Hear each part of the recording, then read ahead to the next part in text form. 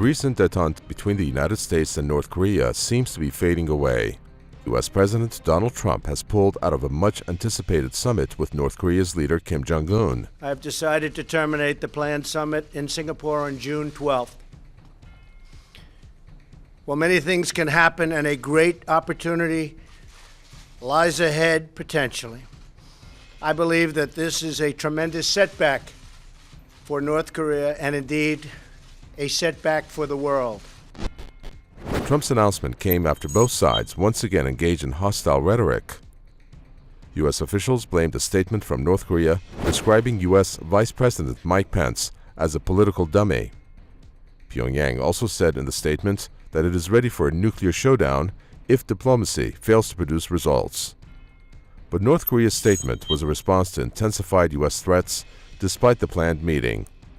The latest tension began last week when Trump's hawkish national security advisor, John Bolton, suggested a Libya-style nuclear disarmament and regime change for North Korea.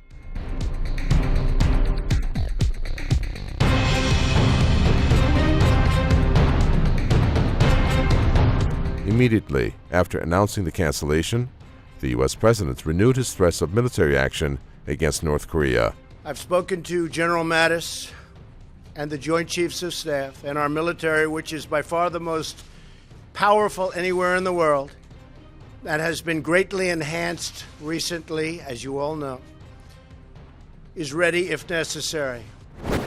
I don't think that the U.S. can do much more than rattle its sabers and bluster and threaten because of what I said earlier. The Chinese are stronger and the Russians are integrating with them, and the U.S. just can't pull any more Libya nonsense as it did. They're losing in Syria everywhere, from Syria to the Korean Peninsula, all across the world. The U.S. is feeling pushback. Pyongyang later responded to Trump's announcement of the cancellation. It said the decision by the U.S. president is in conflict with the wishes of the international community for a peaceful settlement of tensions on the Korean Peninsula. The North said it is still open to resolving the problems. South Korea, which played a major role in organizing the summit, seemed surprised by Trump's announcement. Seoul said it was trying to understand why Trump called off the meeting. The latest developments are seen as a blow to South Korean President Moon Jae-in, who has heavily invested in improving relations between Washington and Pyongyang.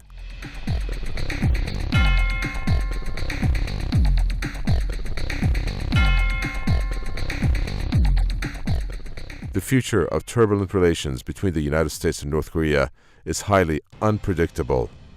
The North had in recent days freed 3 Americans and dismantled deep tunnels at its nuclear site as goodwill gestures, but they were apparently not enough to the Americans. They argue that Pyongyang was not responding sufficiently in the summit preparations.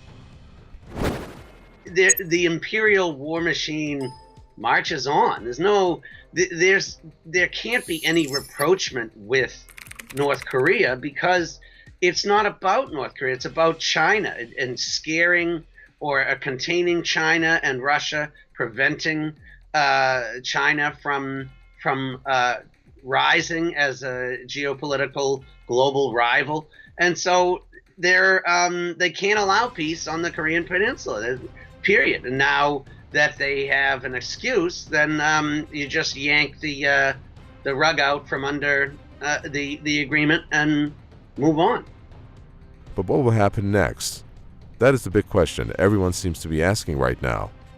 Will the United States resume its provocative war games in the Korean Peninsula? Will the North carry out more missile and nuclear tests? The coming weeks will probably answer these questions.